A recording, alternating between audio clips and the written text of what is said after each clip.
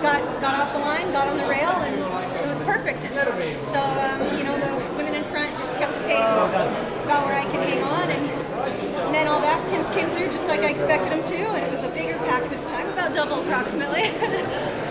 So I just tried to hang on with them, and I kind of just pretended I was on their team and was looking for the visual cues they were giving each other, and was just going to be the one that was kind of the rookie in the group, and see if I could follow along the back and then pick a few of them off if possible. So I don't know. I mean, I didn't beat very many of them, and I think I might just beat one or two, but it was great. I'm happy. I was focused the whole way. I stuck to my race plan. I didn't get overwhelmed by the environment.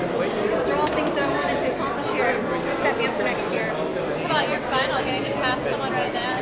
Yeah, that was good. I was lucky she was going slow. I think I kind of tricked her. I didn't know she saw me coming. And, you know, Lauren, you have to feel pretty good about everything because you were, you know, you didn't do so, you weren't in good shape yet for the national meet. No. You really didn't think you were going to make it here, but you made the most of the hand that was dealt to you. Yeah, that's what I tried to do this year. Was definitely just I made it, you know, comment about having a crappy hand of cards dealt to me early in the season, but it's how it went, and you know, I got some lucky, some jokers, some wild cards too that got me to this meet, but.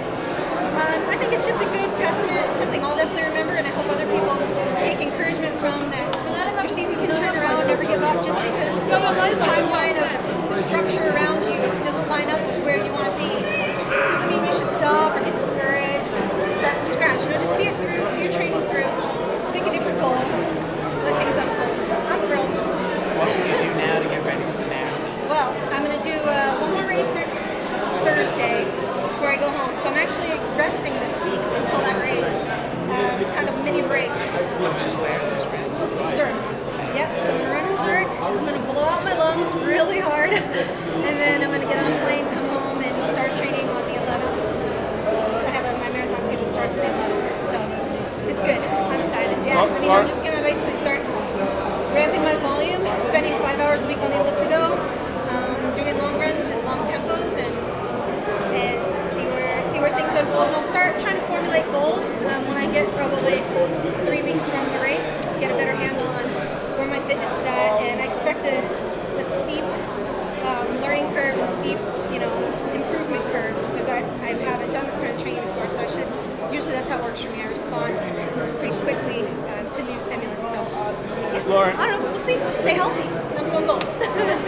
Lauren, yeah, you've come. Hey, you've come a long way to get to this point, yeah. and this was certainly a fantastic way to. Thanks. Yeah, Can I just answer one really quick more question, because we just almost didn't finish? Is that Oh, okay? I'm sorry. Yeah, I didn't know that. Yeah, How go ahead. great for the register guard? How great would it be to get back to you? Oh, I can't wait to get back to you.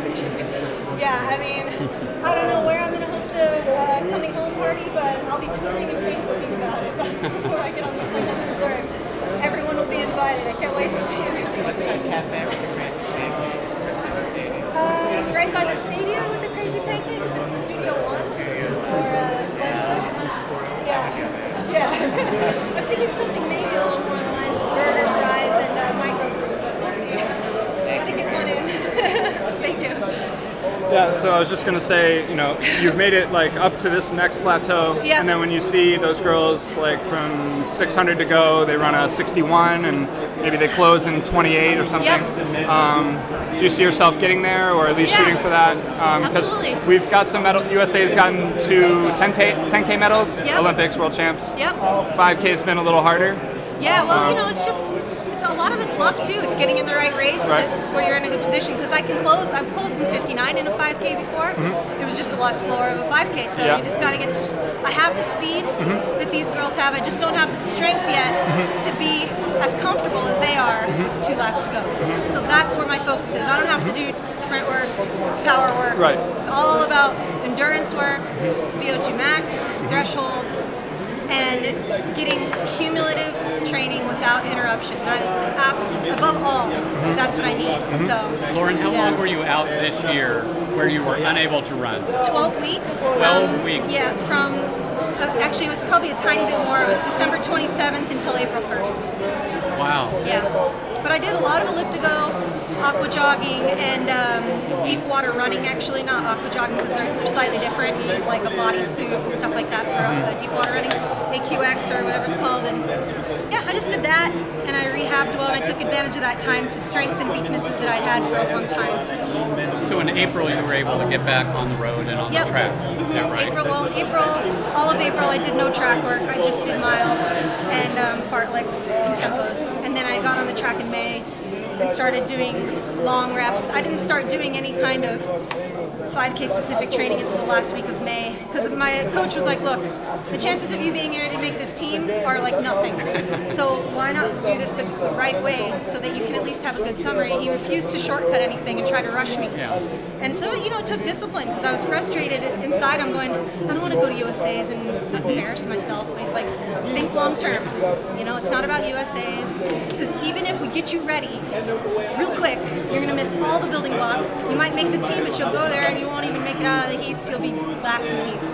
So he's a really smart man. I trust him with my career. And must be a great coach because that was only 5 months ago, April 1st to September he knows what 1st. he's doing. You know, and I'm 29 and I've had a lot of years behind me, so I think that helps too. I don't think I could have done this at 21, but it was probably mostly upstairs that let me do it. You know, just being injured enough times to know when you do get injured, don't throw everything out the window. You know, you will hold on to some things and you can build on those. It'll just come when it wants to come. You can't make it happen. You know, let the bee come to the flower, kind of thing. It's a great model for other runners. Yeah. Well, yeah, you know, I've learned it from a lot of people that aren't pros too. I coach a group of runners in Eugene, and I've learned a lot of things from them. And certainly don't have to be a pro runner to know it, but if it helps to use this opportunity to encourage others to do it, then I will. I'll encourage others to see it through and stay positive. Believe.